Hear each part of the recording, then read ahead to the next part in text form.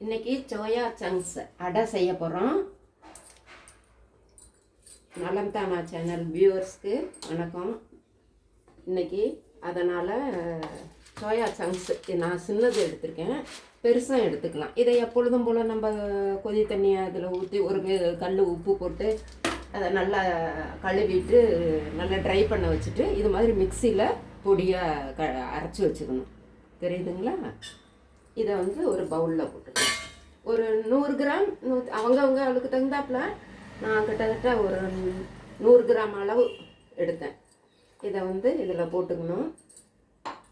இதில் அரிசி மாவு ஒரு 1/4 கப் அளவு, 100 கிராமுக்கு 100 கிராம் 50 கிராம் மாவு.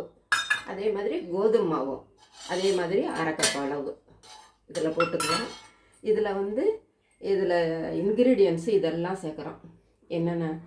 வெங்காயம், ஆமாம், வெங்காயம், இஞ்சி பூண்டு, பச்சை மிளகாய் ஒன்று சின்னதாக இப்போ விதையை எடுத்துட்டு அரிஞ்சு போட்டிருக்கேன் காரம் இல்லாமல் இருக்கிறதுக்காக. கேரட் துருவுனது நல்லா மெலிசாக துருவி, கேப்சிகம், கோடை மிளகாய், புதினா, கொத்தமல்லி, இதெல்லாம் எல்லாம் ஃப்ரெஷ்ஷாக இருக்குது இன்னைக்கு. போட்டாச்சு. இதில் கொஞ்சம் தண்ணி ஊற்றும். கரம் மசாலாவா கொஞ்சம் நல்லா வாசமாக இருக்கும் சாப்பிட்றதுக்கு.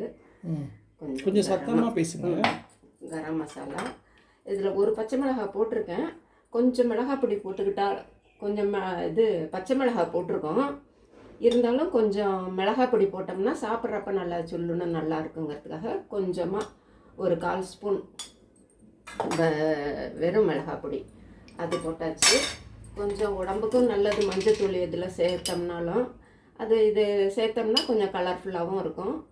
மஞ்சத்தூள் கொஞ்சம் ஒரு சிட்டிகை, கொஞ்சம் மிளகுத்தூள். நம்ம இஞ்சி பூண்டு சேர்த்துருக்கோம், இருந்தாலும் ஒரு டைஜஷனுக்கு நல்லது.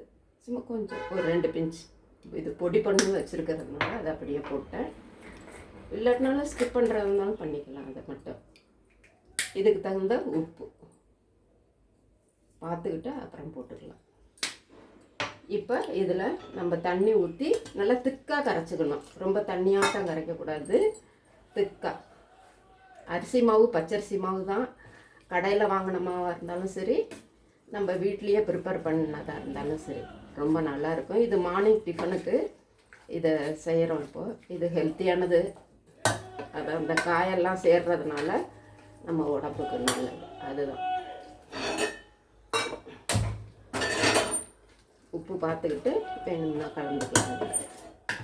அதான் சிம்பிளாக ஈஸியாக செஞ்சிடலாம். இது சும்மா ஒரு 5 நிமிஷம் வேணுமா ஊற வைக்கிறாங்க தான் ஊற வைக்கலாம்.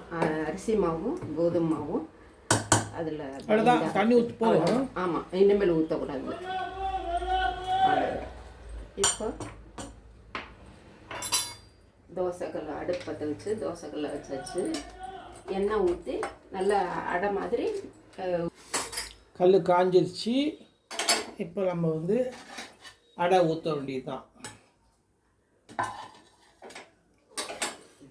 கல் காஞ்சிருச்சு. இதுவும் ஒரு 5 நிமிஷம் ஊறிடுச்சு. இதை ஊற்றி எடுத்தோம் நல்லா கிறிஸ்பாகவும் இருக்கும். இந்த சோயா சங்க்ஸ் இருக்கிறதுனால மற்ற காய்கறியெல்லாம் சேர்த்துருக்கிறதுனால சாப்பிட்றதுக்கும் ரொம்ப டேஸ்ட்டாக இருக்கும். ரொம்ப மொத்தமாக ஊற்றாது. ஆமாம், மெலிசாக தான் ஊற்றணும். அதுக்கு காய் இதெல்லாம் இருக்கிறதுனால கரண்டியில் சேர்க்கறதுக்கு கொஞ்சம் இதாக இருக்கும். சரியாக இருக்குமா? சரியாக இருக்கும். இந்த ரவுண்டாக செஞ்சு விட்டுறேன். மூடி வச்சு கூட வேக வைக்கலாம்.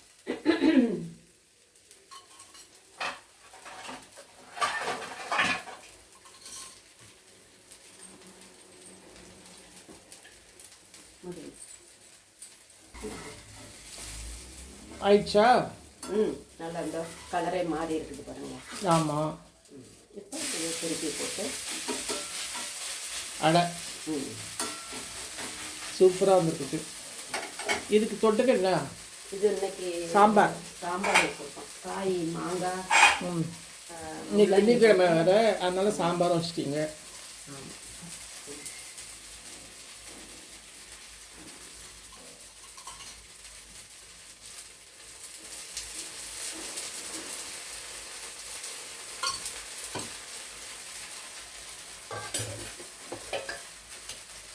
முள்ளங்கி சாம்பாரா?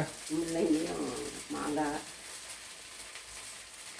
டர்னிப் ஒன்று ஓ, எல்லாம் கலந்த ரசம். நேற்று காய் வாங்கினதெல்லாம் போட்டுட்டாங்க இன்னைக்கு.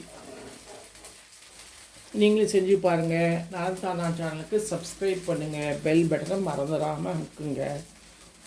நல்லா இப்போ கமெண்ட்ஸ்லாம் நல்லா வருது. உங்கள் கமெண்ட்ஸ் பூரா பார்த்துட்டோம். நாங்கள் ரிப்ளை கொடுத்துருக்கோம். ரொம்ப நன்றி. வணக்கம். பாய்.